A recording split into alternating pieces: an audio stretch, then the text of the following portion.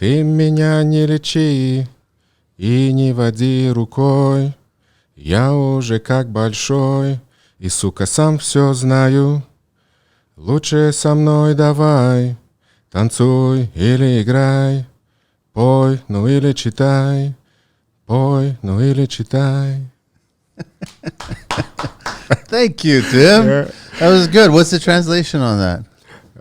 It's about don't fuck with my brains. Don't fuck with my thoughts. Pretty much. It's I would like, never have thought that. I know. It I know sounded everything almost myself. Like it sounded like a love ballet or something. Like Oh. I just. Yeah, that's pretty much. So just don't mess with me. don't man. mess with me. Don't.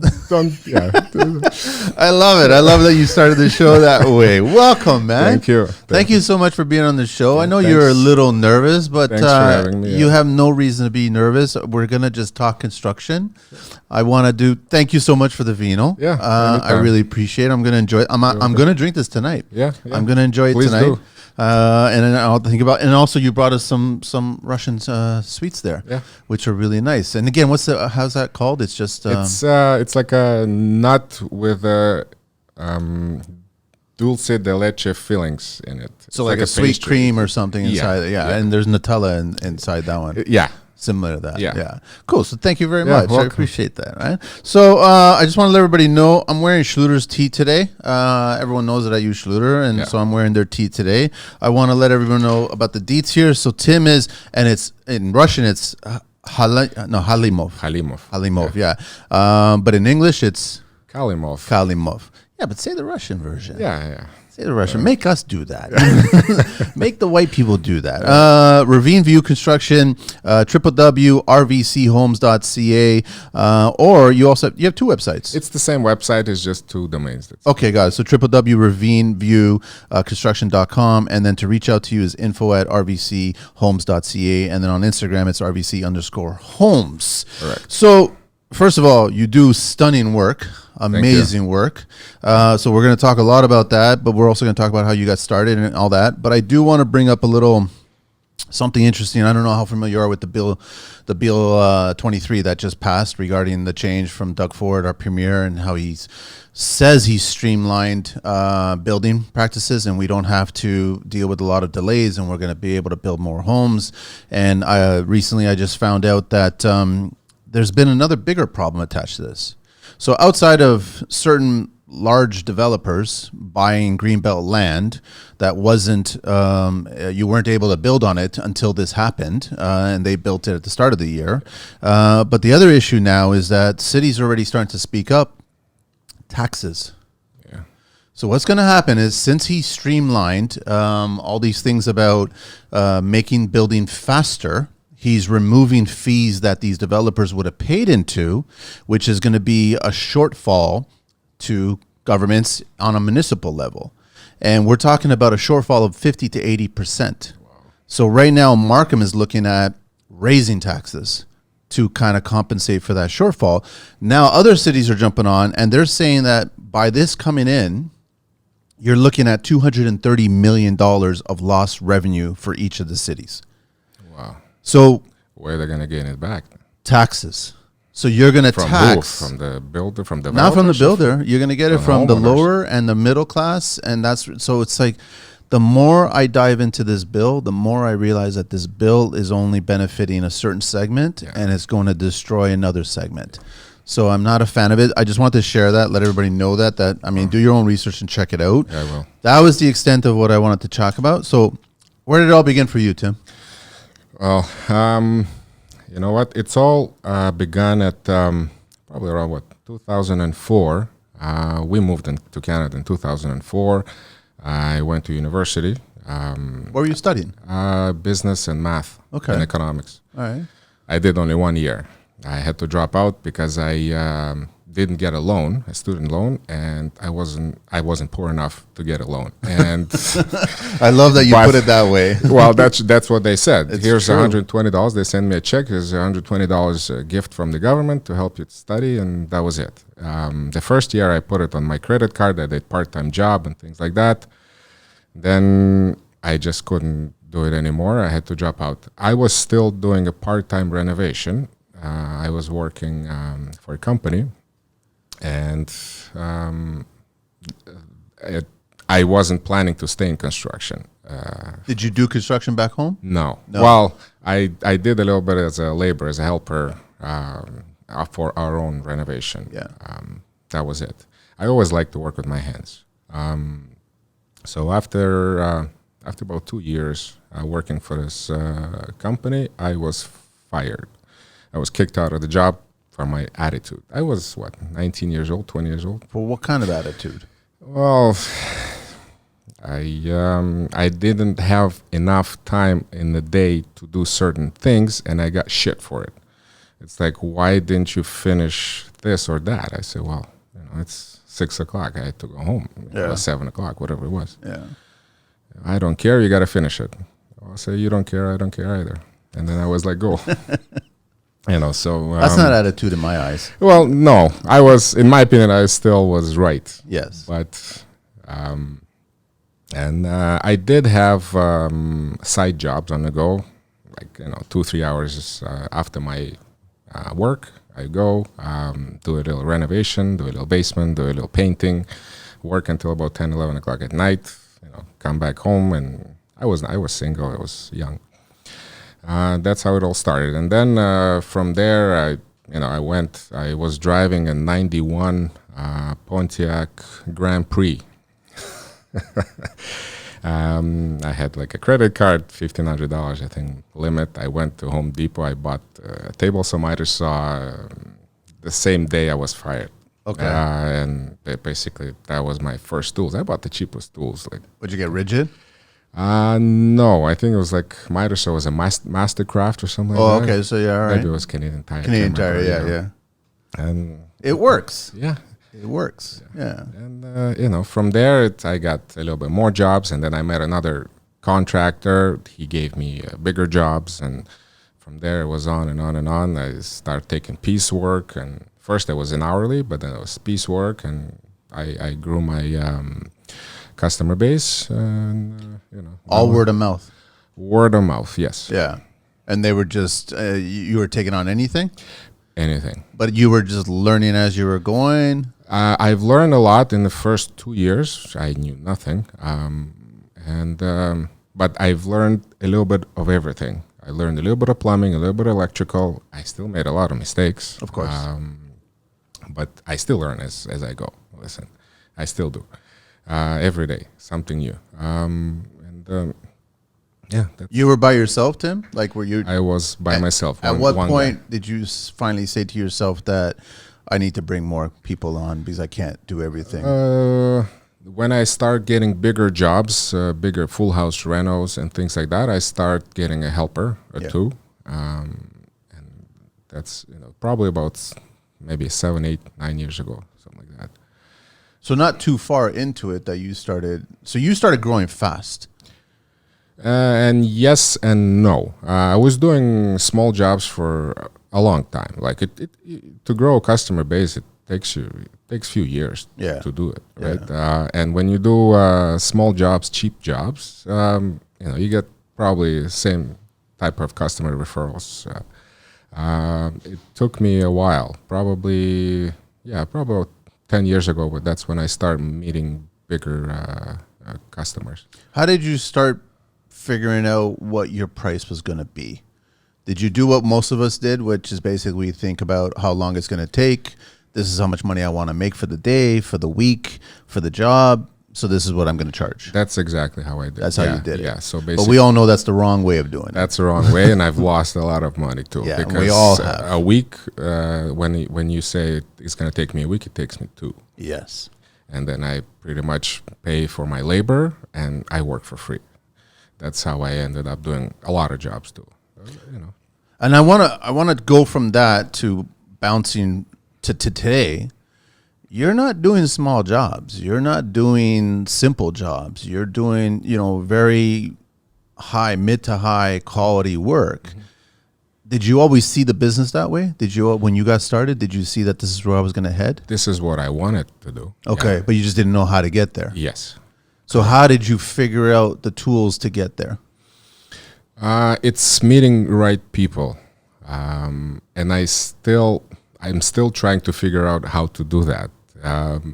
I'm meeting the right people. You mean the right clients or the right tradespeople? Both, because it makes a difference. Like there's certain trades that I cannot bring to a certain client's house. For example, I have a more expensive and a less expensive trades, and I have to know which ones to bring where, because when we work in more expensive houses, in the cleaner houses and things like that,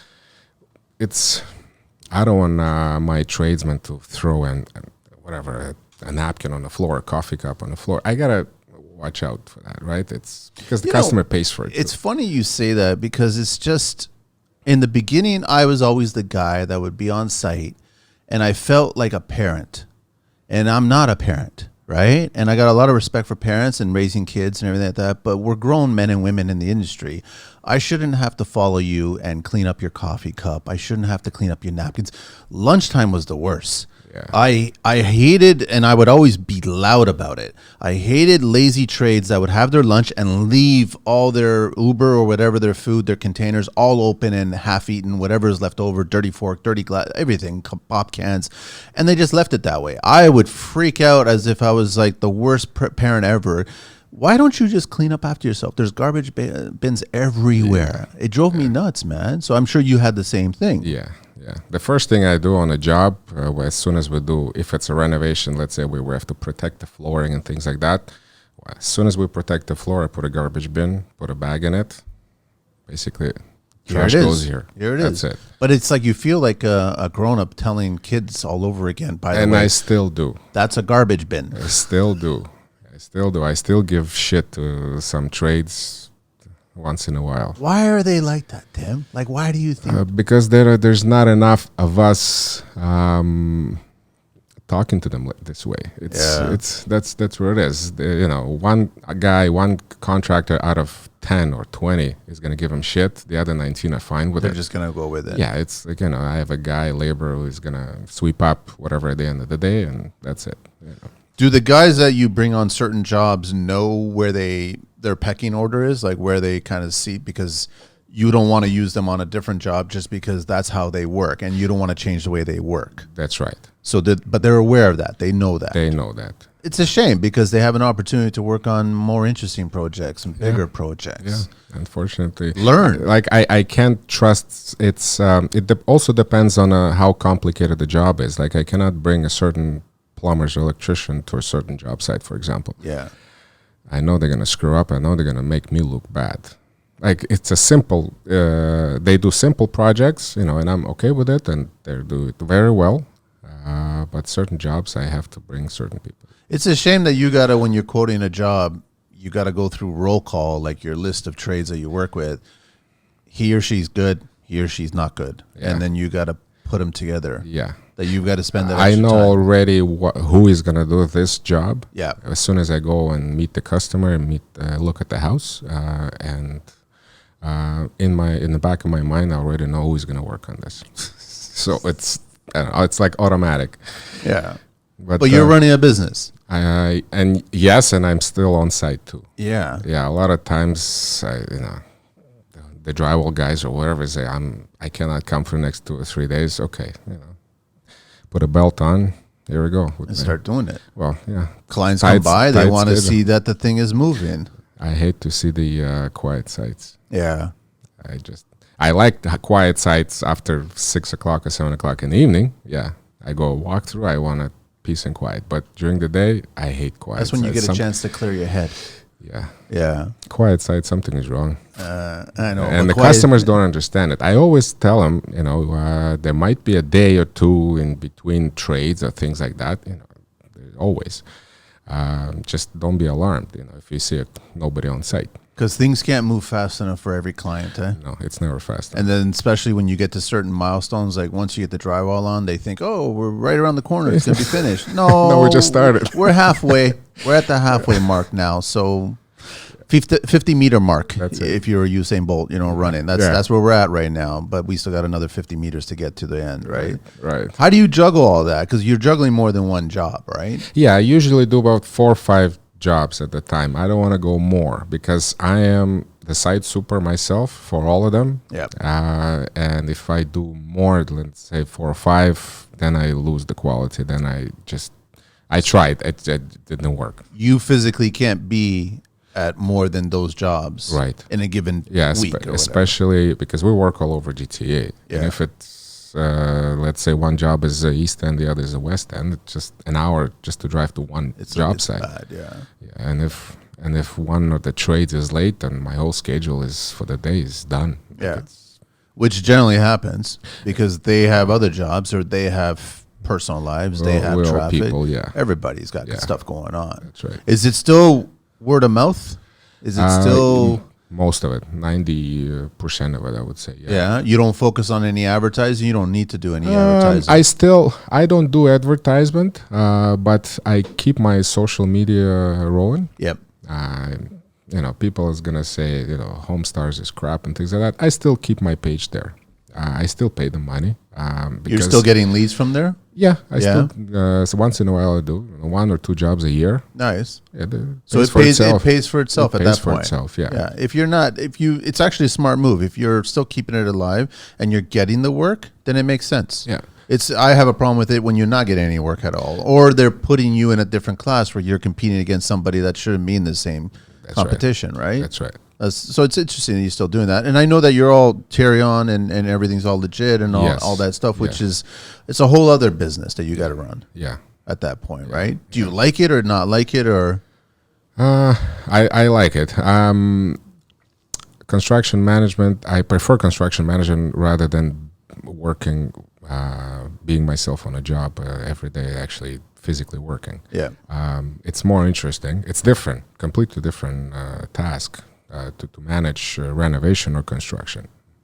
What did you learn over the pandemic? Because obviously we all went through a bunch of stuff and delays. Did you try to figure out how you can get other kinds of material for the clients ready in time? And we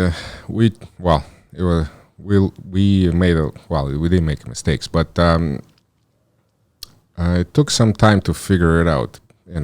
With all the delays, of course. And I think we still do have delays. Oh, there's still a bunch. Still a bunch of delays. I'm still trying to figure out why the suppliers they haven't caught up, or maybe they realize we've made so much money, let's just keep it this way. And I know what we usually do is, let's say it's a full house reno. I'm not going to talk about new construction for now. I pre-order all the plumbing fixtures, everything, months before we start the project because. If they tell you 4 months for delivery, consider at least 6 or 8, maybe. You have to. Yeah. So that's the only way to deal with it. And I tell the customers right away, today's schedule is not the same as it used to be 2 or 3 years ago. But do you think that, and this has been my biggest problem with clients, they're adamant about certain products, like they are in love with certain products, and so they choose that product. But like any love, you can fall out of it, right? And then you don't love it anymore, but it's already been ordered. It's been spec'd, and you're designing, and your plumber, everybody else that's attached to this product is aware of it. Are they making more changes because of this, or are they staying to? That depends on a customer. I have to let them know what the reality is in terms of getting that product. And I have to give them an alternative as well. So I say, let's say this plumbing fixture is about 6 months to be delivered. Here's the one we can get in next month. So it's similar. It's the same quality. It's just a little bit different design, different look. What do you want to go for? They make a decision. So I let them decide. That's all you're if doing. They want to wait? Yeah. Okay. As managing the job, that you're offering up solutions to them. That's what I'm there for. Yeah. To fix people's problems. So you've been in the game. So how long have you been doing the homes section of it now? It's been about 10 years. The new construction? Yeah, just new construction. No, I just started it probably 4 or 5 years ago. Okay. And I've built a couple of homes. Yeah. It's about 4,700 square foot. That's it for now. Like I need to grow more client base for new construction. But do you need to still build trade base for construction? Are you still I considering that? always do. I always try. Yes, I always try to get a referral. Just because, let's say you have 2 or 3 companies that you use on a regular basis from each trade, you never know. Maybe the next day they're not available. You got to go out and get somebody else. Gotta have a list. The more contacts you have, the better it is. Are you getting a lot of guys showing up on the site and just introducing themselves? Or are they Yes. taking? Okay, so there is a lot of that. Yes, there is. That's good. When, let's say, we frame the house, there's a lot of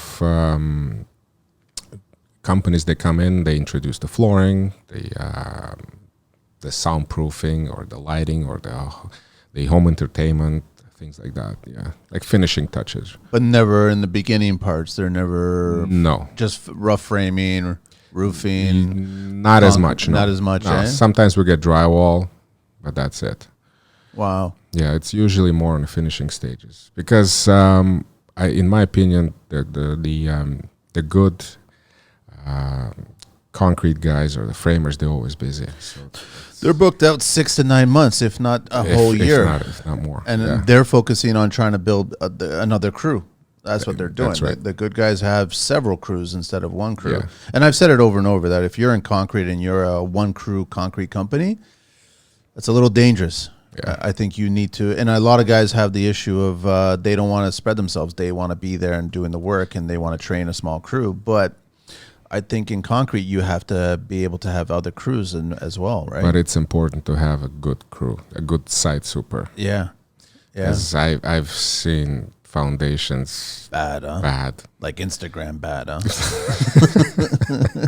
Yeah. You know, it's always funny how on Instagram they'll just jump on the bad concrete guys and they'll take those shots where you see the wall all curved Yeah. and there's a gap and Yeah. all this other stuff, but they'll never really praise the good concrete, Yeah. like the straight concrete, the care concrete. Yeah. I'm like, why not just show the good instead of everyone's always rubbernecking. There's an that's what accident, it then is. they want to Why show. don't, why don't you support each other? Yeah. Support. There's a the lot of industry. competition in trades, There's though, a lot right? of competition. And then everybody doesn't want to be, I guess, called out or like they want to just nitpick and all this other crap, right? The problem is that when you're so busy, let's say the concrete guys, we're talking about them, they're going to say, oh, you know what, this year I'm booked up, call me next year. Or, I'll book you for next year. You need it in 3 months. I say, okay, you want to recommend somebody good? They never do. They won't share it. Yeah, and they know their competition. They know good guys. Everyone knows everybody. They know. Yeah. They know. But why not just pay it forward to somebody else and go, listen, reach out to this person? Exactly. Next time it's going to be the other way around. I get that all the time. I get people reaching out to me. Can you recommend a good this or a good that? And I'm like, sure, here. These are the people that I would just share. I've been enjoying just doing that, right? So I agree with you. I wish that more and more trades would do that. But I mean, it's the same thing. I think framers do that sometimes because they're so booked. But sometimes it's kind of iffy. Roofers is very competitive. They don't want to share. The bad guys don't want to share. No. I find it's just the bad guys don't want to share. Pretty much. Because they don't want to help. They're out there They don't want just to for help. the money. That's it. That's all it is. But they don't realize that, I guess, karma, just if you help and you help somebody else out, then it might come back at What you. goes around comes around. Yeah, it might be helpful for you. All of a sudden, you never know, right? I want to ask you, Tim, like, is there one thing that you don't like about construction, even that it's still the same that it was when you first got started in small rentals that it is now that you're doing full-scale rentals? Probably bad contractors that make the industry look bad. I give you an example. I'm not going to call names. No. But in the last probably 3 years, customers called me. They were building houses. Okay. They hired a certain GC to run the construction, and probably about 80% of the construction was finished, and there's 20% left. They took probably 90% of the construction fee, management fee money, and pretty much that was it.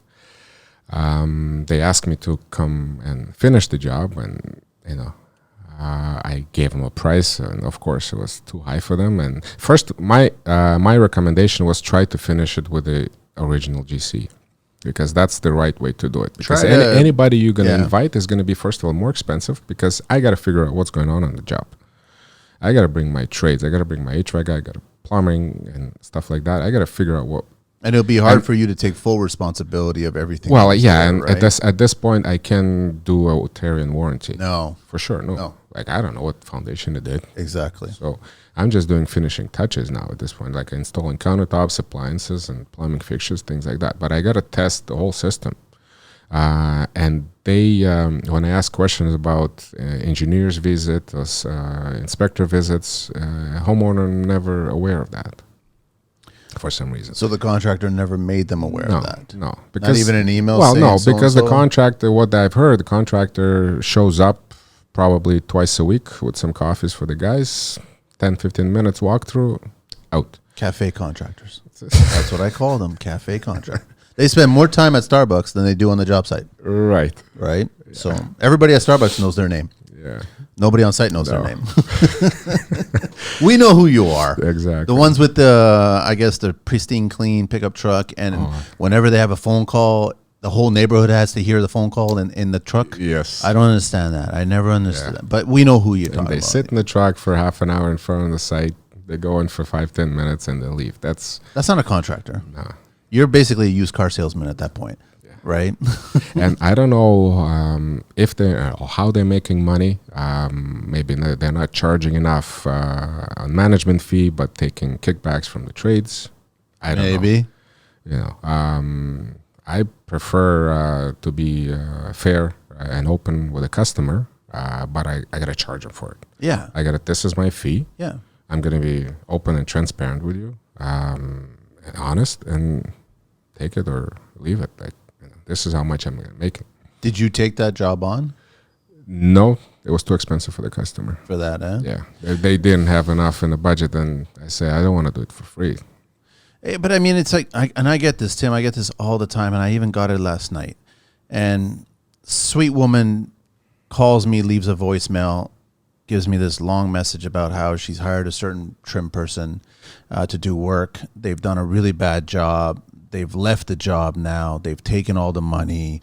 And she got my name from somebody, one of the suppliers, and then she was reaching out to me, and she was just hoping that I could help her out or just even recommend somebody. And I'm like, there's a lot of things going against this right now. I don't know the other side of the story. I don't know. I haven't seen anything. I don't know anything. We're a month away from the holidays. Everybody I know trim-wise is not available. I'm not available. So, I mean, I'm going to reach out to her today. I'm going to speak to her, and it's a sad story. But I kind of go back to, why did she hire this person?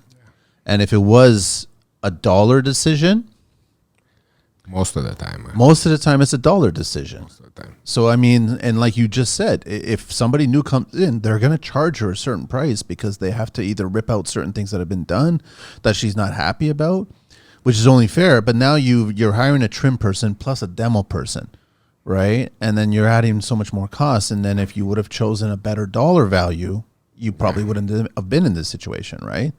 Yeah. Not always more expensive means better. No. No. But I would say most of the time it is. Like, at least 60% of the time.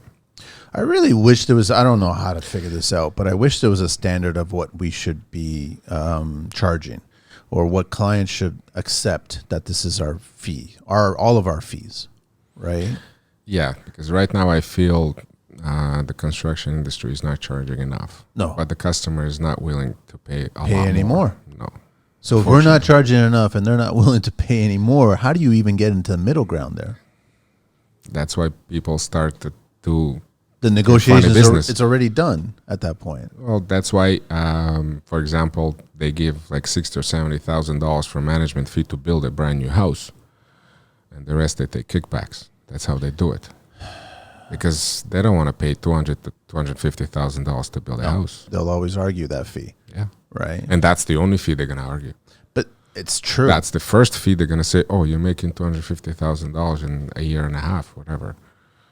Oh, that's a lot. How much did you pay for your Wolf stove? How much did you pay for your Benz car? How much- exactly. Nobody's talking about you spending $2.5 million to build a house, Yeah. or $3 million for the lot. But They're not understanding the value that you're bringing in as a manager, where you compiled all the trades. You've selected the perfect team to come and build this house for you. You've scheduled all the material. You're dealing with delays. You're dealing with returns. You're dealing with changes. You're dealing with weather.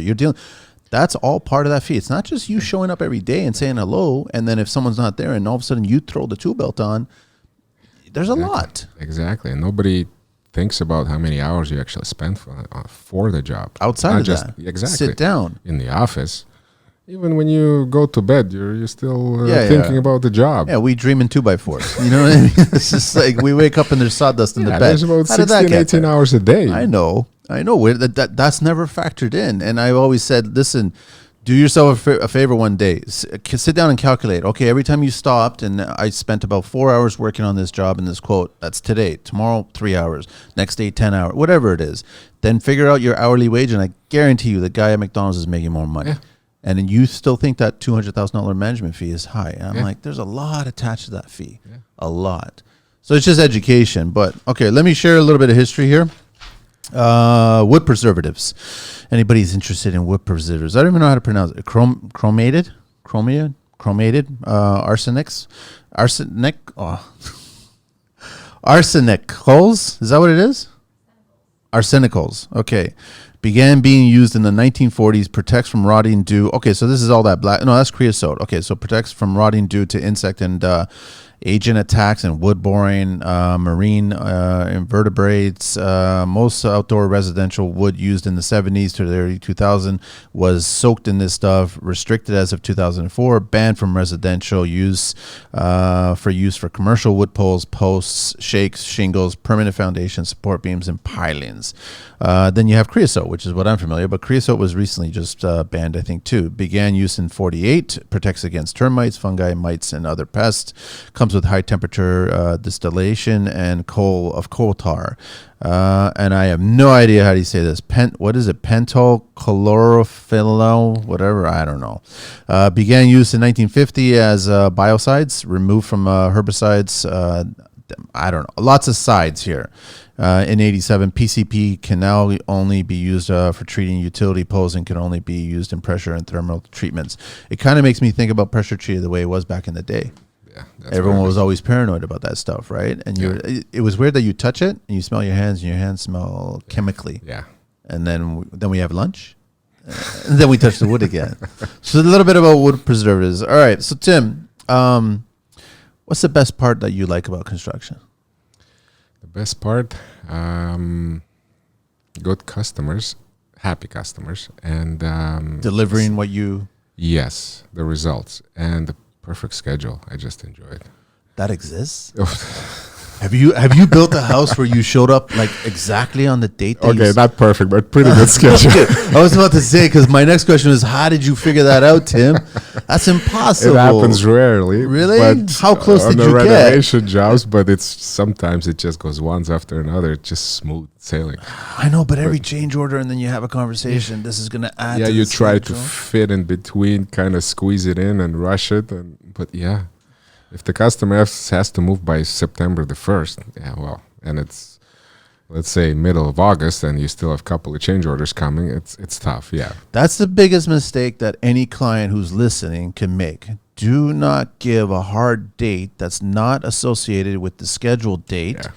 And your date is associated with a birthday, a holiday, an event, and an anniversary, lunar, I don't know, anything. Do not give yourself a hard date of, we would really love to be in before this. Yeah. But that's not really on the schedule. Especially now, yeah. Oh, now is the worst. Now everyone is just scrambling. And then what I get messages from a lot of trades going, I'm coming in to start tiling, and they're still spraying. Right? Yeah, it's a lot. A lot of that happens, I know. Not on my sides, but it happens. It happens. It happens. And you can't, like, the client is pressuring you as a GC, as a site super, and then you've got to stack trades. And I've never been a fan of stacking trades, because there's certain trades where drywall usually gets the whole house. Yeah. Insulation gets the whole house, right? Framers get the whole house, right? Foundation, full house. But then all of a sudden you start getting past that and you get into the finishing stage. Tile guy gets one room. I gets one room. You get the top floor. Yeah. He gets the bottom floor. Yeah. I know. You start squeezing it that way. Yeah. It's hard. Yeah, because you can't really have tile guys usually work maybe 2 or 3 guys at the time. I know Yeah. guy that does it all by himself. Even with the tiles getting bigger and bigger? Yeah. How? That's almost a dangerous thing to do. It is, but yeah, well, sometimes he has a helper with him just to kind of He comes in carry for the things heavy on. lifting Yes, days. But yeah, still. yeah. But he works alone most of the time. He's pretty good. Yeah. He's one of the best I've seen. I'm not gonna say he's the best because there's no such thing as the best. He's pretty good. He's very clean. Who is it that fast. you use? You want to share? Or? Yeah, his name is Damien. His company is called Netter. What's his name? Page on Instagram. I forgot. He's just in my phone as Damien Tiles. That's it.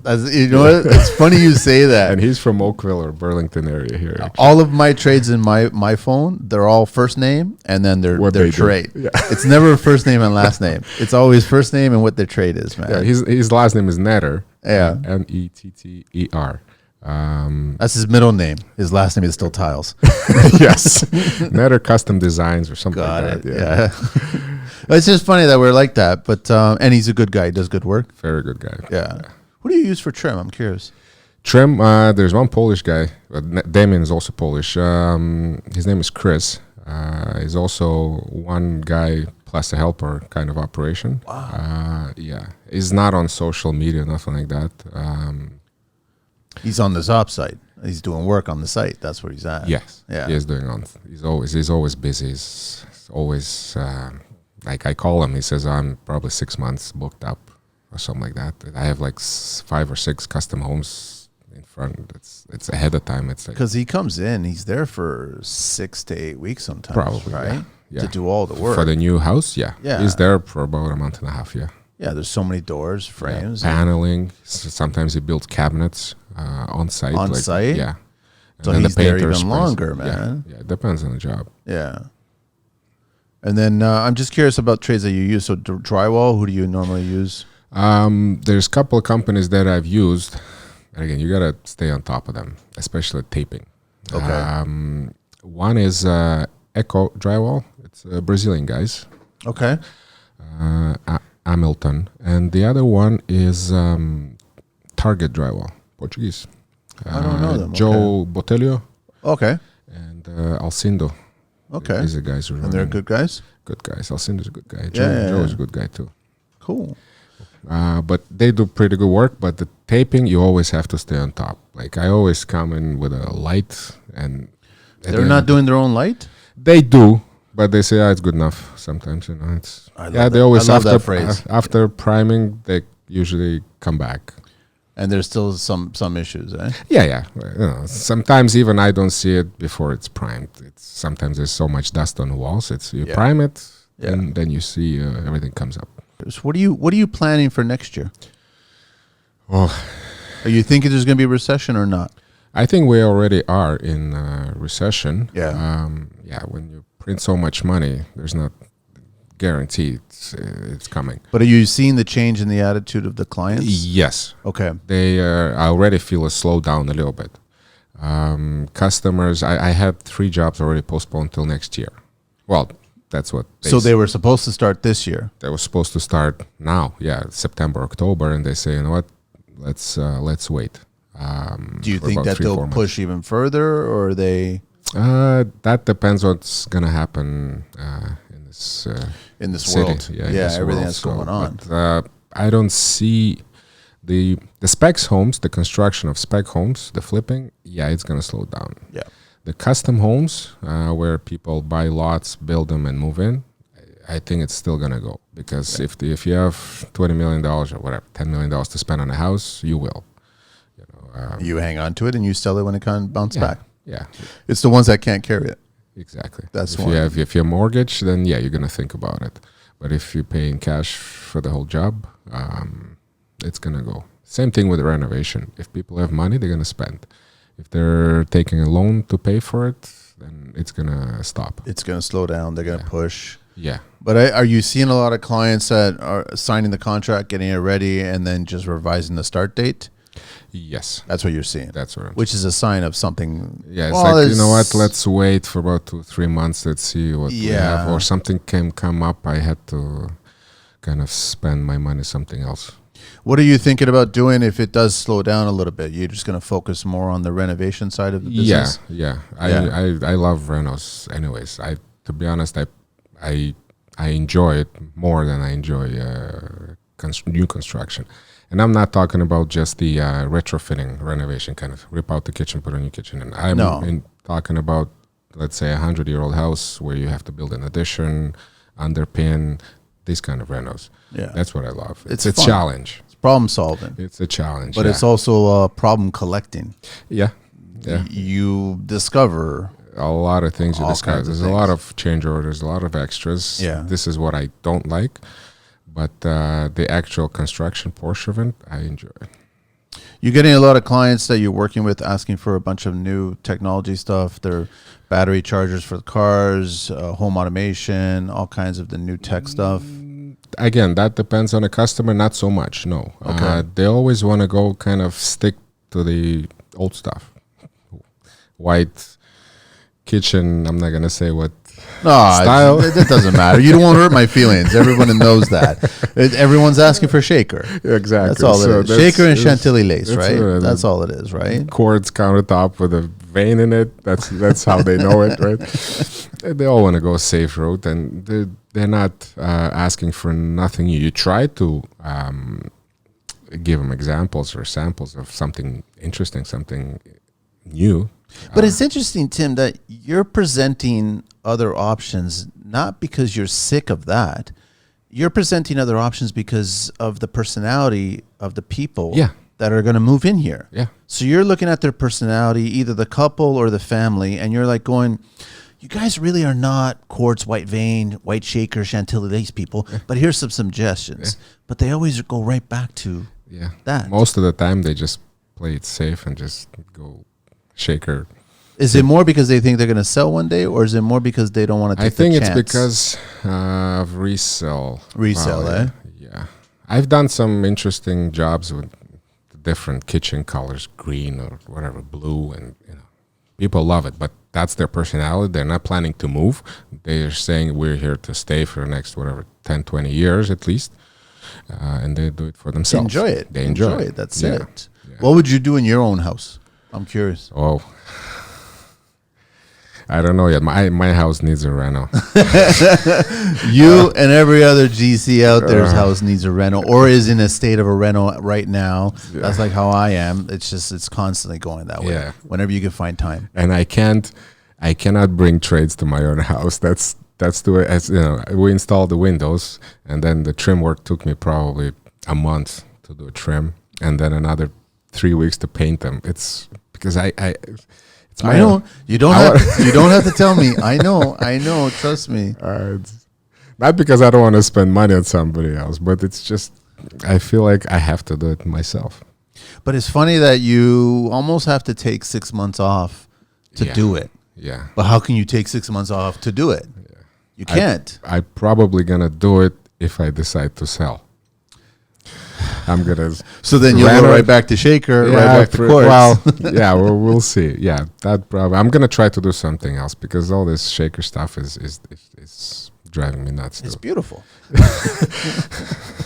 Yeah, I can't stand it. no. I just can't stand it. But I'm just waiting for it to stop. I don't know if it'll ever stop. Yeah, I think people will always choose that because it's the safest way to do it. yeah. Right. I've been the last couple of years we travel so much in Ontario. Just because of the traveling restrictions, things like that. We've visited few cottages, and some of the cottages designs are so beautiful. I just love that, like the rustic style. I think you even mentioned in one of your shows, no upper cabinets, just open shelves. I saw it. I loved it. I don't care what anybody says. I think it's smart. Yeah. I think it's smart, right? I think the majority of the reason that they don't want to do it, they don't want to constantly be cleaning all these things that are on this shelf. But these are the things that you use every day. Exactly. So you are going to clean it regardless. You use it, put it in the dishwasher. Use it, wash it in the sink. Yeah. And then put it back on the shelf. By the end of the day, that shelf is empty. Just if you have to wipe it, just wipe it. That's the whole point of it. So you think inside of the cabinets is any cleaner? No, but you don't see it. Yeah, well. Or the guests don't see it. Yeah. I know. At least that's There's you know what? That's when you get your best ideas, when you travel and you Yeah, go look at other exactly. spaces, right? Yeah, But a lot of cottages nowadays, Tim, are like, they're not cottages, they're homes, man. they are I like, getaway homes. Yeah. yeah, that's what they are. They're just homes with a lot more trees around it. Yes. And a body of water next to it, right? But they're very ultra high end kind of, but good quality. And it's funny that they always try new ideas there, Yeah. but they won't do it in the house. Because that space is usually either for themselves or for renting, not for sale. Personality. Yeah. It goes back to that. So why not do it in your home? Home. Because again, they're thinking about resale.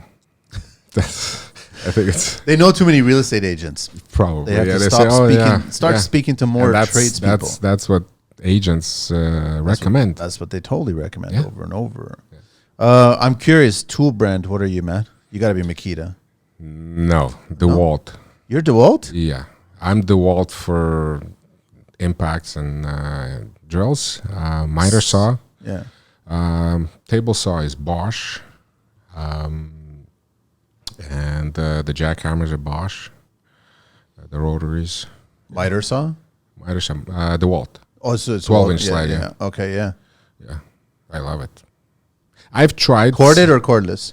I prefer corded. There's no judging here, by the way. I, None whatsoever. I prefer corded except for impact drivers.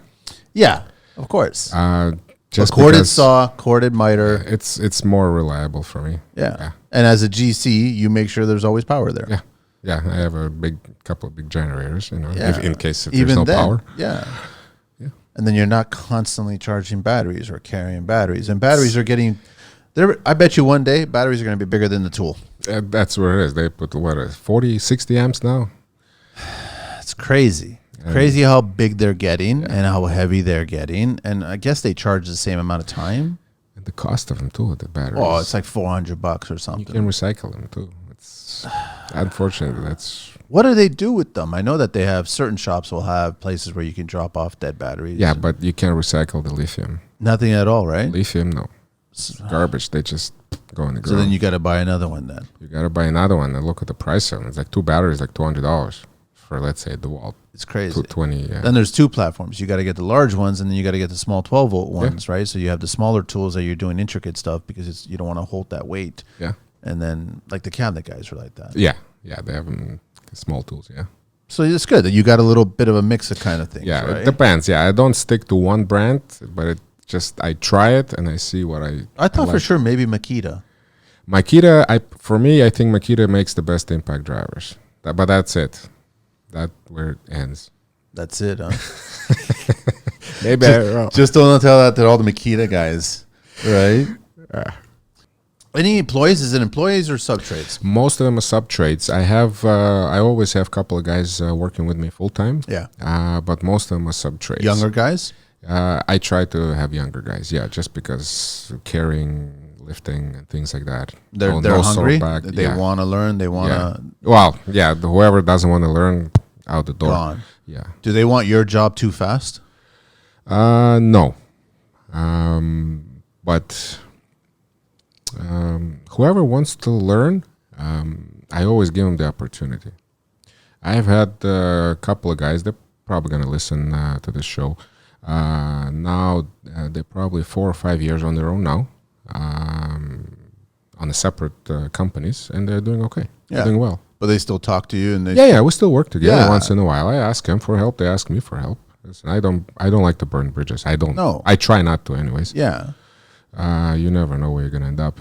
I encourage everybody that gets in, you want to learn, you ready to go, go. Listen, In if back of you're my gonna head, do- I know that one day you are going to go. You're gonna be better than me. I'm gonna be happy for you. Yeah, that's all it is, right? I taught you something and you learned and now you're taking it, but then you're not going to know everything. So you might want to call Yeah, or reach out or Yeah. pass by. always. I get the call from them because there's certain things they still don't know. On the more complicated jobs, I'm happy to help them. Plus, it's also might be an opportunity to work together. Maybe you come across a job that's like way too big and Yeah. you don't want to take it on your own, Yeah. right? I mean, I don't encourage anybody that's just got started in the business to take on a 10,000 square foot house. No. Like that's No, just, don't. you want to do it for your ego and you want to do it for Instagram, but be okay. careful. Take your time. Yeah. Don't rush. I always say, you want to do something fast, do it slow. You know. It's a good way to look at it. Yeah. Because you're not gonna make any mistakes. You're just gonna go slowly but surely right through the project. I noticed that like a few years ago in construction, everybody was using Instagram for all the right reasons. But in the back of my head, I always kept on thinking the clients could actually say, we don't want our house featured on Instagram. So can you please remove that? Do not take any photographs. Do not all that. And I'm seeing now a lot more clients are asking for that. And it in all fairness, as much as this might sound hypocritical to me, if I was doing my own house, I wouldn't want to show anybody what I'm doing in my own house. I would want that privacy, right? But at the same time, they want to see your portfolio. They do want to see your portfolio. See, so that's where the contradiction comes in, right? But you have to respect the home, the homeowners, everybody. But sure. I'm noticing a lot more trades are telling me that they have their clause, so they'll put it in their contract where we can take photographs, we can share it. We won't share the location, we won't share the family name or anything like that. We'll keep it kind of as private as much. But we definitely want to share, the work that we're doing because that's how we get work. But I think a lot more clients are saying no to that, and they have every right to say no to that. Absolutely. Right? So you just got to kind of go with it and figure out how else can you do this, right? I don't put it in my contract, but closer to the end of the job, I always ask them, I say, can we take pictures when we're done? Finished product, right? Finished product. Yeah. If, they don't want to share the names or address, and we usually don't share the address anyway, so we just name the project and we just go buy it. And that's it. If they're fine with it, sure. It was really funny how when Drake was building his Champagne Palace here in Toronto, every single trade had to sign an agreement that they couldn't photograph, discuss it, share it, nothing. Wow. You wouldn't be able to do the job. And they were doing that because the builder was keeping all of it because he had the exclusive rights to photograph the house when it was finished and take the full credit. Right? It's his job. It's his job site, right? But I mean, no tradesperson was allowed to document anything, which is kind of a good and a bad thing, but I get it. It's such a high profile build. But I mean, it was unfortunate that only one person was allowed to take all that content. Yeah. And a lot of times the trades don't get credit for working on this. Oh, 100%. Most of the time, I would say. Yeah. Who built this house? It's either the name of an architect or the builder. That was it. Even though they actually, architect did a nice job designing the house. I know. Builder did a nice job managing it, but who actually built it? You gotta give credit to all the trades. You gotta give credit to the crew, and I've tried as much as I possibly can have some sort of get together at the end of a project and get the permission from the clients. And I've gotten permission before, and let everybody come back. Come back and check out the finished work because they never get that opportunity, right? They see it in pictures, but pictures don't give you the same satisfaction that you do if you walk into the place, right? Yeah. And a lot of clients are nice about that. A lot of clients want to just get rid of you and get out and they want to use it. But I mean, I still want to give it to the tradespeople that they worked on it. Like a few days before they move in or something like that. Yeah, exactly. I think it's important to do that. Yeah. I mean, there's a lot for us to revamp the whole industry, right? That's the thing about it. But let me share a little bit of OBC talk here. Lumber siding. You're doing mostly brick and stone. Brick, stone. Yeah, we do. Sometimes we do hardy board. Yeah, you like it? I like it. It's not easy to work with. Yeah, it's hard to cut and work with. It stinks. It's dusty and things like that. But I think it's pretty durable. It looks nice. It does. Lumber siding must be sound, free of knot holes, loose knots, through tracks, and splits, and a maximum of 11 1/4 inches wide. That's the maximum we can go. Drop rustic novelty lapped board and vertical wood siding must be at least 5/8 thick. Bevel siding must be at least 5 mil thick at the top and at least 12 mil, which is half inch at the butt, and for siding up to 7 1/4 wide, and then it's 5/8 thick for siding wider than 7 1/4 inch. Lap match joints or vertical wood battens must prevent water from entering the joist. Have you used mostly wood, or are you using now PVC batten boards? I've used, I think once I've used wood siding. And the rest of it is all PVC? The rest was, Yeah? I know that I've been seeing a lot of it now. Overlap must be at least 1 mil per, 9.5 mil of width for matching siding, 25 mil for bevel siding, and then 12 mil for vertical battens and 16 mil for other options. Tim, what do I want to know? What else do I want to know? What's the wife think? Are you married? Sorry. Yes, I am. Second time. That she said that's another podcast. I always like, it's funny how I don't have a wife. I don't think I'll ever go to the wife tree. I'm not saying there's a tree. I'm not saying that. I'm just saying it's fun. Try it. I guess the majority of women that I've seen in my life, they've always expected that you can build anything and everything in your own home. Yeah. But we don't have the time to do it. Before you do it, somebody else. Yes. Oh, you do so much work at this customer's house. Okay, I know. Why is our ceiling exposed? Why is there pigtails? Yeah. I know the name of it. They're pigtails. You know what I mean? Why are they hanging there? Oh, my wife is happy. She's okay. She understands. She understands that there's a payoff at the end, I guess. Well, yeah. Right? Yeah, she knows. It's a lot of stress on the significant other, and when you're a contractor, we're dealing with their families, we're building for them, we're taking care of the subtrades and their families, and we're feeding them work, and then you've got to come home and you have your family. That's where it is also, and you spend so much time at work, and when you come home, your brain, it's difficult to switch as well. Yeah, you come home, you can't just forget about the work. You're still having dinner and talking to your wife, but sometimes in the back of your head, there's thoughts about work, what's happening tomorrow, what happened today. And maybe that's one of the reasons a lot of marriages in construction fall apart too, because guys work a lot, 6-7 days a week, 10, 12, 14 hours a day, and things like that. Lately, I stopped doing that. I said, what did you give yourself? How many hours? Or I come home, try to be home by 6 o'clock, and Monday to Friday. Saturday, Sunday, I try to take off. So not even get on the site on either day? No. Sundays, unless it's an emergency. Yeah, or something, exactly. Right? Yeah, emergencies or tight schedule or something like that. Customer moves in on Monday, I have to finish on Sunday. Yeah, we do that. But 90% of the time, it's Monday to Friday. Let's say from 7 a.m. to 6 p.m. on site. That's it. No more, because now I think it's important. It's important. Yeah. I have an 8-month-old baby, and I got first 4 years is important. After that, it's you miss so much. Yeah, you miss so much. And you don't want to miss so much. I don't want to miss so much. No. I gotta be home. I gotta stay home. I gotta spend time with my family. But this is construction. There's no time clock. There's no punch clock. There's no customer will always try to push. They're always gonna say, I gotta move in by this date, and whether you work 5 days a week or 7 days a week is not gonna make a difference. Not for me anyways. It can get so emotional sometimes though, eh? Like if it can't get done by this week or whatever, but there's so many other variables that are affecting, we didn't achieve that, like if you had something planned or whatever. But then you can't expect the GC to give up their own personal life to try to achieve this. No, everybody has a life. Yeah. And I tell the customer, I say, we work Monday to Friday, Saturday, Sunday. If one of the trades want to work, he's going to come on Saturday. Sundays, we don't work. Everybody has personal life. Go home. I don't want you on site. Plus, it's nice and calm.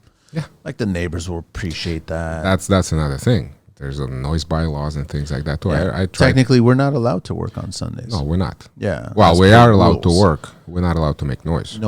Yeah. So that's when you get the trades that come in that are quiet trades, right? Painters and things like that. Yeah, you can tile guys even. Yeah. It's okay if it's work. He's working inside the house. Nobody can hear him. But if there's compressor running, saws and framing and things like that, no, you can't. I'm curious about how do we get the clients to understand that we're being underpaid, undervalued for the service that we're delivering?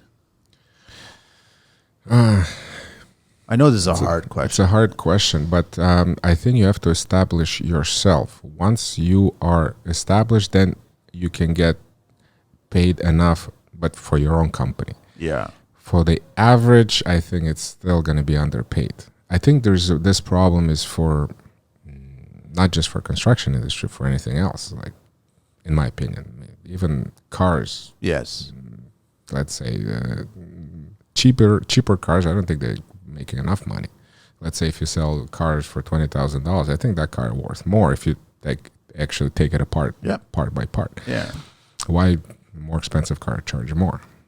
But do you think it's because clients think that they can also do it too, but they're not doing it because they want to hire somebody else to do it? They think that our skill set is easy enough to duplicate. I disagree with it, by the way. I don't think so. Yeah. And I disagree with it also. It's not easy. Like if you customer wants to do it on its own, sure, do it. There's a lot of DIY stuff. There's a lot of books, websites. But then you see a look at it, and some customers bragging about it, and you look at it, I know. You can, it looks like you did it yourself. Yeah, it does. Yeah, it does look like that. Yeah. But I mean, there's a lot of clients that are becoming real estate agents, and they figure, well, let's just build it. We'll save the management fee. We'll handle the real estate as well, we'll save the other fee there. So you're saving all this money, but you don't have the experience about the whole thing. And you're not really saving also. When a GC charges for a management fee, he's also getting a better pricing from suppliers and from trades. Homeowner doesn't understand that. When a homeowner hires somebody, it's always more expensive. So it's basically a wash. So they're paying the same amount of money, but they're getting a worse service and probably a worse product at the end of the day and a worse schedule. It's hard to see good quality material, brand new, being installed incorrectly, and then it doesn't look as good. But in their eyes, it looks good enough. Yeah, because they don't know. They have nothing to compare it to. Yeah. We've seen a lot, and we still see a lot, and they don't. So it's a constant battle. It's a constant fight. It's just hire. We're all professionals. Every tradesperson, GC, everyone that sets up a business in construction, we're professionals, no different than any other professional in any other industry. So but I just find that with us, they think that they can do it. It's easy enough, so they can do it, right? It's all those arts and crafts projects. Like I cringe when I see videos either on TikTok or IG and people doing wood paneling walls. Yeah.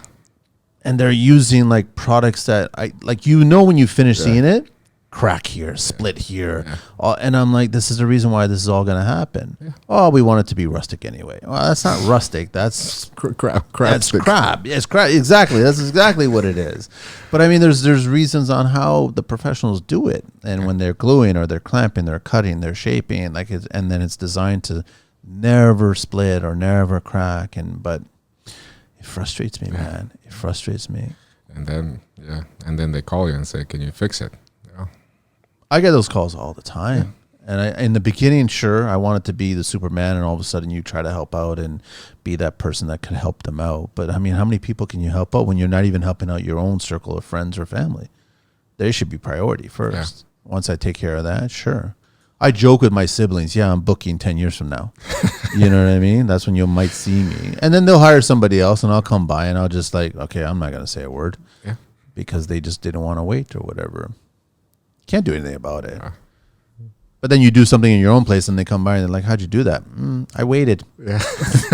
That's what I did. I waited and then I figured it out. Waiting actually allows you to figure out problems. That's where it is. Yeah. Right. Yeah. So don't rush. Just take your time. I like that. I like that you say that. Don't rush. Just think about it. That's it. What else you want to share, man? What are you driving? You're driving a Ford. No, Chevy. Oh, you're driving a Chevy? Yeah. Oh, my bad. Yeah. Pickup trucks all look the same. Don't offend me. No. I just, why not? Oh, no, a pickup truck makes sense for a GC. Yeah, I used to drive a van until I flew off the highway. And, about, 2000, I can't remember. Flew off? Well, it was a black ice. Ouch. I spun and I hit the guardrail, yeah. Ouch. Yeah, I wasn't going that fast, probably 80 kilometers an hour. Wow. But I just hit the black ice and my van. And for some reason, I thought that day, okay, I'm not going to drive a van anymore, and I'm going to buy a pickup truck. And even though I put winter tires on all the time, on any cars, including my truck. Even the truck? Right? Even the truck, yeah. Back in my day when I was just when I was much younger and I had a Nissan King Cab, and you put the blocks in the back there to put some weight in there. But all that did was just the blocks would just dance around everywhere, and they ding and hit and back and forth. But every guy did that. Yeah. Put blocks in the back, thinking, Yeah, well, a little bit of weight, couple of 50 cement bags or something. But what if you did get into an accident and all of a sudden you flip it? Now you got projectiles at that point, right? Yeah. And Yeah, it wasn't that a goes smart all over move. the place. Yeah, I know. You don't want that, right? So pickup trucks, so Chevy, and you're happy with it? Yes, this is my second one.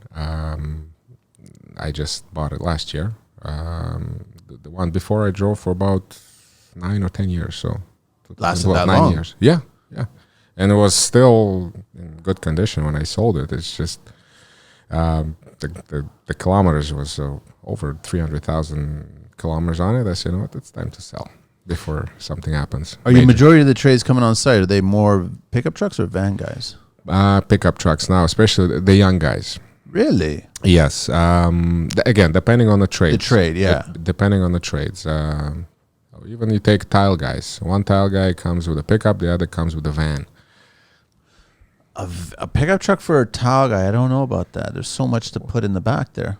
If he works by himself or It's with true. a helper, It's put true. 10 bags or 12, whatever, 20 bags. Well, you could also mortar. you could drop a whole skid of mortar right on the back. You could drop a whole skid of tile. Yeah, but you're not doing it, you're not going to use it that much in a day anyways. No, So he's going no. to bring 10, 15 bags, whatever he's going to use in a day. He has his toolbox, a saw and grinder. That's it. That's all you need. And that I'm talking about this Damien guy. Yeah. Yeah, and it works for him. It's easier to, I guess it's easier to park or get around the city as well too. Yes. If you're downtown, Yeah, right? yeah. Where are you building? Are you building all the way into the core? And how far north are you going? North York, Bathurst, Lawrence, Avenue Lawrence area. Okay. Lytton Park area. Okay. Yeah. There's a lot of construction going on. Yes. There's probably every house, like every fifth house or 7 houses under construction or something like that. Yeah. It's funny. Another 20 years from now, Tim, all those houses will be all redone again. Yeah. Yeah. Fully In the gutted. next 20 years, they're going to be a reno in each house. Yeah. I've seen some people move in a brand new home, not our house, and they start a reno the next day. Really? Yeah. Yeah. They don't like the cabinetry. They don't like the flooring, or they don't like something. A brand new reno. Brand new reno. Brand new house. Really, huh? They don't like shaker. That's why they're doing it. Yeah. Yeah. Wow. Some of the stuff they just redo right away, or they do landscape. Yeah, okay. That's if the landscape is not done, they do landscaping. They put a pool in and things like Well, that. I mean, it keeps us busy, so Yeah. everyone's working, but it just keeps the city, that neighborhood, the street.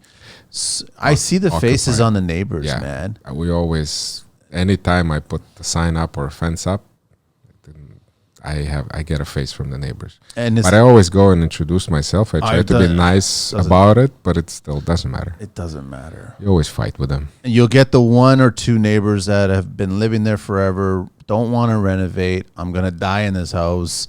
And they just give you the grumpiest face, Yeah. right? Yeah. They're just like, why are you creating all this congestion? I just want to wake up and then walk. It's more in a new construction than a reno.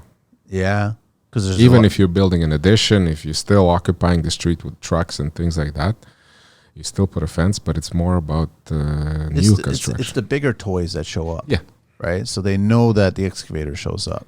They know the concrete truck show up. They know the pump truck shows up. It's just big toys for such a small. But we period. do that same thing in the renos too. I know, but they're not. But they don't look at it the same way. No, they don't. They walk by it and there's no house there one day, and then all of a sudden there's a house one day. Yeah, and it's bigger than mine. Yeah, and that's That's a what whole it is. other thing. Yeah.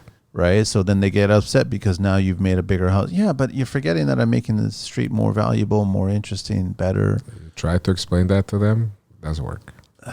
You try to have a conversation, but you're You still try. a bad guy. Yeah, You're still and the bad guy. you just get bad words in return. And What style of house haven't you built yet, or you want to build?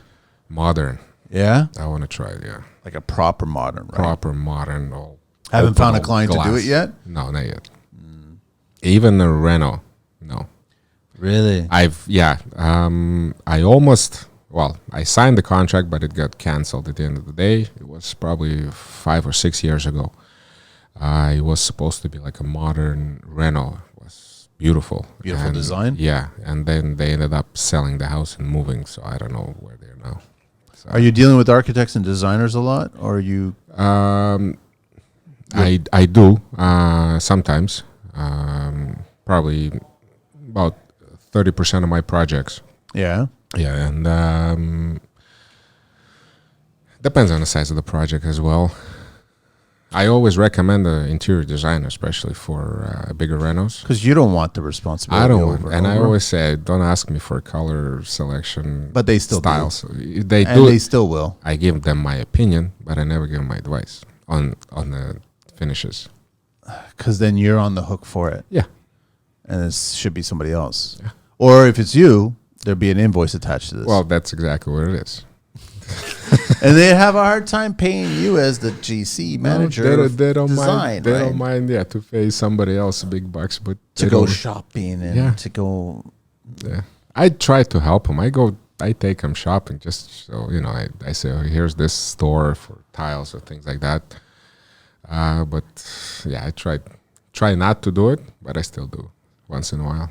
But I Because don't recommend the colors and nothing like that. you can't, because they'll be upset, or they'll change their mind, or it's like it's not really part of your wheelhouse. But I go back to is the invoice.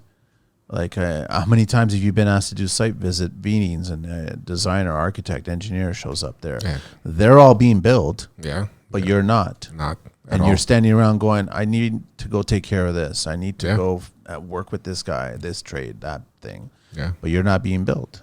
never. And if you try to, then you're the bad guy. It's true. Oh, It's I'm just paying you management fee already. to manage the trades and the site, Yeah. right? So when there's a problem that arises from an error from the engineer or the designer or the architect, that's outside of that management. Yeah, Right. again, also that probably depends on who pays your designer or who pays your architect. If it's part of your package, then kind of you are responsible. But most of the time, it's not. Most of the time, it's direct responsibility from between the owner and. But they have extras too. Oh yeah, Like, Of I mean, even if it's a mistake or whatever, yeah. the engineer's still going to bill Oh yeah, site visit. Architect's still going to bill site visit. of course. And then the interior design is going to discuss things. They're going to bill. Yeah. But it's just we can't bill. No.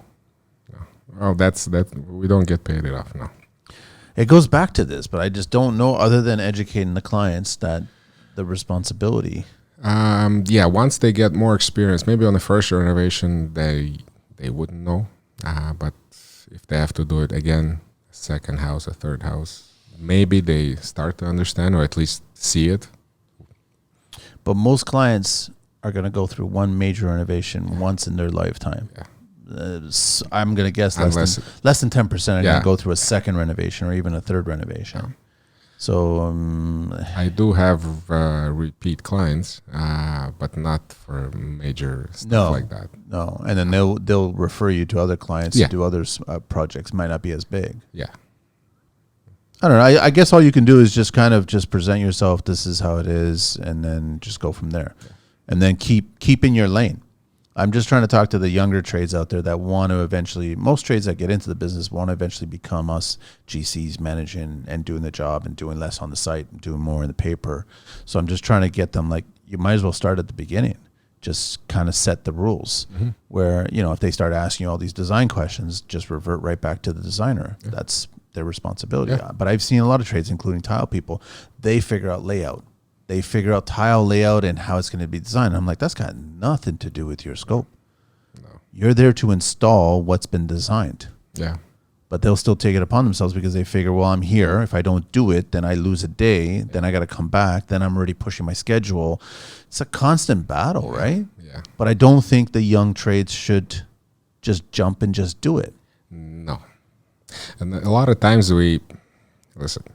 designer is not perfect also. No, Sometimes nobody they, is, yeah. No, sometimes they design funny stuff that we have to rethink, rework, and offer a solution or an alternative to a customer, a homeowner.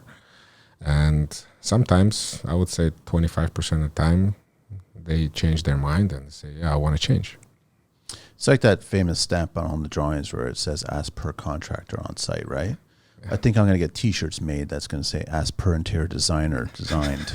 right? And as per architect specs, as per engineer specs, right? Yeah. And then wear those on those site meetings, and then I'll just be like, "You guys want me to go? I'm going to go now. So I'll leave," right? But I know it's just everything falls on us. Yeah. It's just like we're the last person that has to solve the problem. The credit goes to them, Yes, all the time. and the issues goes to you. But the thing is, don't you find that we're the ones that actually figure out the problem the best way most of the time? Yeah, because we're there on site. Exactly. And plus, And you're dealing with people that are actually hands-on. Yeah, solving we actually it. know how to install it. Yeah. A lot of times, even engineers, listen, I have a lot of respect for engineers and things like that, but a lot of times they design a beam installation, but they don't tell you how to install it. You go figure it out. Yeah, okay, I'm installing a beam in addition in a basement, and I got to support 3 stories above me, and I got to take out 3 walls in the basement. It's like, how? They don't care. And I got a house that's 2 feet away from the wall. Well, yeah. And how am I going to get it in there, right? It's not their problem. I know it's not very heavy to take a pen and write down 4-ply LVL 28 feet long. No. Okay, now you lift it and you carry it and you get it on the site and you put it together. No, that's our job. We'll figure it out. But that is our job. We'll figure it out. But you have to give us the finished endpoints, where it's going to rest and all this other stuff, right? I do like that part because you get to learn. Yeah. Right? Exactly. You get and I And like this that. is why I like renovations more than I like the new construction.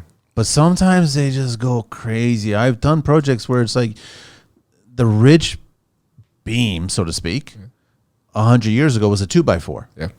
And you're replacing it with an LVL 4-ply, 16 inches or whatever it is. And I'm like, it's been up for 100 years with a 2x4. Why am I being asked to put? I just installed a 36-foot long LVL, 24 inches high. 24? 4-ply. On the ridge? Yeah. And it's just 2x4 rafters. So you have to tie the rafters all to the beam now? Or you have Yes. to sister the rafters? And plus sister. I had to sister them. 2x8s. Yeah. Did you have to bolt? The rafters? No, the beam. Yeah, of course. Yeah, it's a 4-ply. You have to bolt. Yeah, 4-ply you always bolt. Did he make you bolt every 12 or every 24 staggered? Every 12. So 12 on one side, 12 on the other side, staggered pretty much. So every 12 inches, yeah. You ever get that look from the engineers when they start, that you have the drawing, you're on site, you're talking, they're running you through everything that needs to be done. Then you're taking all these notes, and then they give you this look like, why are you taking my job kind of thing, right? I go, yeah, because I'm educating myself. I'm learning about what you do. I'm trying to figure it out. So I guess when I'm doing my own house or I'm doing a friend's house or I'm doing something, I can go, you know what, we could put a beam here and it'll last right here. You're basically mimicking what you just did on this job site, right? Yeah. But it is true. We learn. I love we learning learn. from these engineers, right? Yeah. I still, listen, a lot of times I still get engineer on site, most of the time. I insist. Most of the time. I say, know. just can you calculate? I know triple LVL 12-inch tall is going to be enough, but can you confirm it? Come in. Yeah, no problem. Yeah. Then, but then I sleep at night. Get those Timberlands from the 1970s, put them on, and get on the job site. I know there's lots of dust on them because they haven't seen a job site yet, but get on the site. And I always tell the young guys, they're there not by the hour. They're there for the whole day if you wanted them to. Yeah. So maximize that site visit, right? I've had engineers that are literally talking to you as they walking out the front door, and I'm like, no, I'm not done, man. I got other questions to ask you here, right? So just take advantage of that situation. Yeah. As long as the client is signed off on the site visit and you're paying whatever, $350, $550, whatever it is, just maximize the knowledge there. Now you got a tutor. Yeah. That's all it is, It's right? paid for. I want to share a little green book talk here. Do you use mostly MDF or poplar when you're doing all your trim and everything for your houses? I try poplar, but it depends It's on the client cost. based. Yeah. Yeah, of course, right? And I'm not a fan of MDF, but this is actually pretty interesting regarding safety with MDF and its dangers. MDF, medium density fiberboard, is a composite wood product made from hardwood and softwood fibers combined with wax and glue and formed using heat and pressure. The glue is usually urea formaldehyde, UF. MDF can release formaldehyde for months or years after manufacturing. Yep. I didn't know that part. Some manufacturers are working to reduce the amount of formaldehyde in the UF or use glues with no added formaldehyde. Formaldehyde gas can cause watery eyes, burning sensations in the eyes, nose and throat, coughing, wheezing, nausea, and skin irritation. Repeated exposure can cause bronchitis and skin and asthma-like allergies. Prolonged exposure can even result in cancer later on in life. To reduce risks, use safer products if feasible, use proper ventilation, keep dust levels down, and with proper housekeeping, use a respirator and cartridges approved for dust and formaldehyde. A lot of guys don't know the difference, eh? No. They just think they put a respirator on and it's safe. It's not. And shower and launder clothes at the end of each day. Well, a lot of guys don't shower and a lot of guys don't launder their clothes every day. I'm just saying, right? So, no, that's a little bit of safety that I want to share. We're almost close to wrapping it up, Tim. I'm trying to figure out what else I want to ask you, man.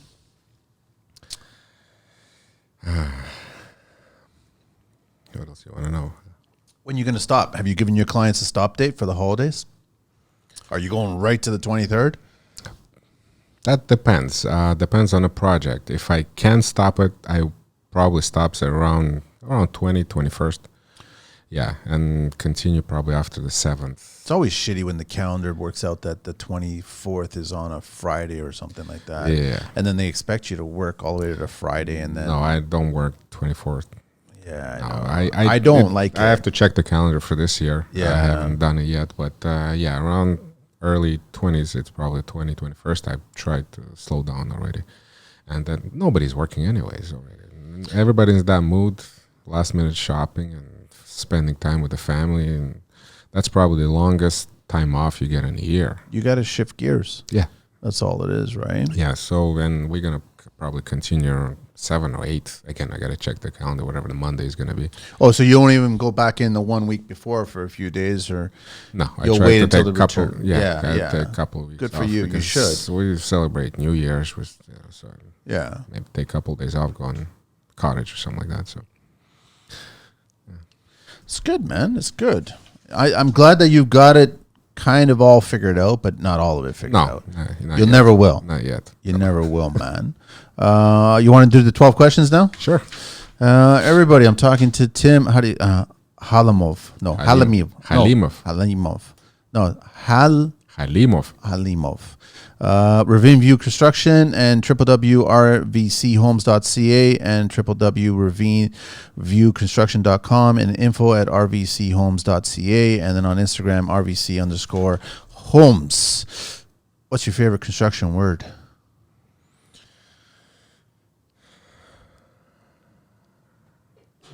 Renovation.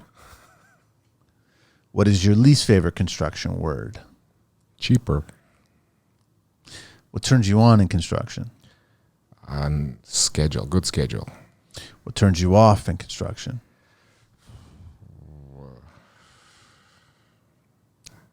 Bad clients.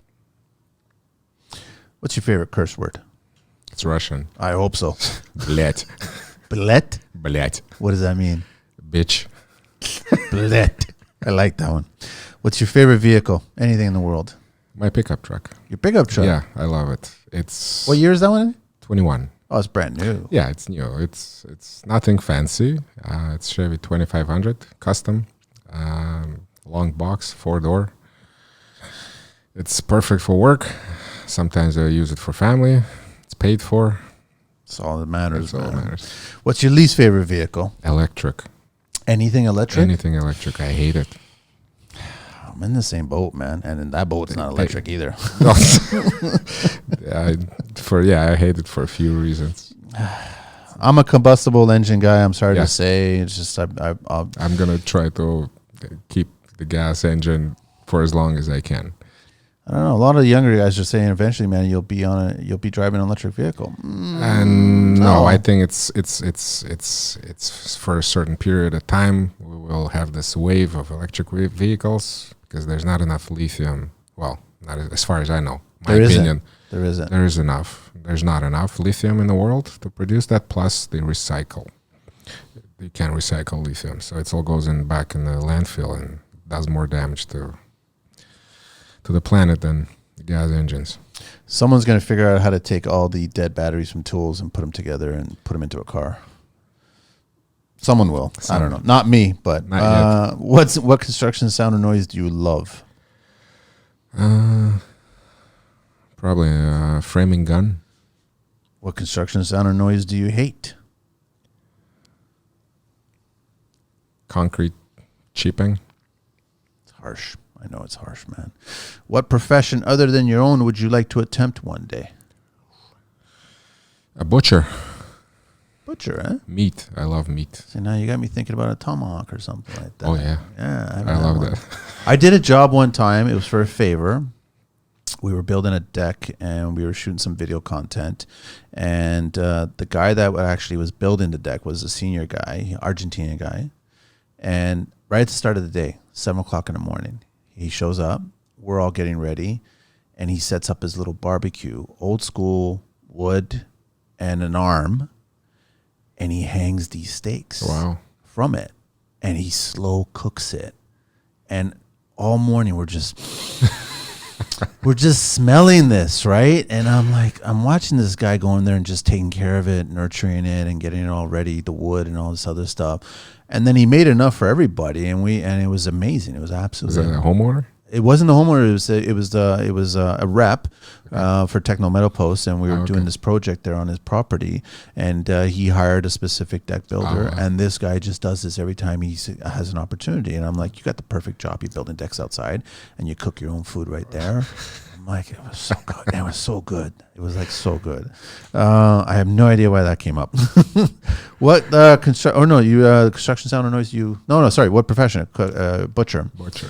What profession would you not like to do? Healthcare. Yeah, it's a tough one. Last question. If heaven exists, what would you like to hear God say when you arrive at the pearly gates? Too soon. Go back. Too soon. Go back. Tim, man, thank you so much for being on the show, man. Thanks for having me. It's great to finally meet you, and I'm not joking. You do solid, top-notch quality work, man. Thank you. It's solid work. So good for you that you built this brand and got it out there, and now you've got the respect of it, right? Thanks. So all we got to do is just navigate the world of not get as many bad clients, right? Yeah. And then try to negotiate bad clients. Yeah. That's all we got to do. Exactly. Everybody, check it out again. It's Ravineview Construction, www.rvchomes.ca, www.ravineviewconstruction.com, info@rvchomes.com, and rvc_homes. Thanks, man. Thanks. Thanks, Angelina. We're out of here.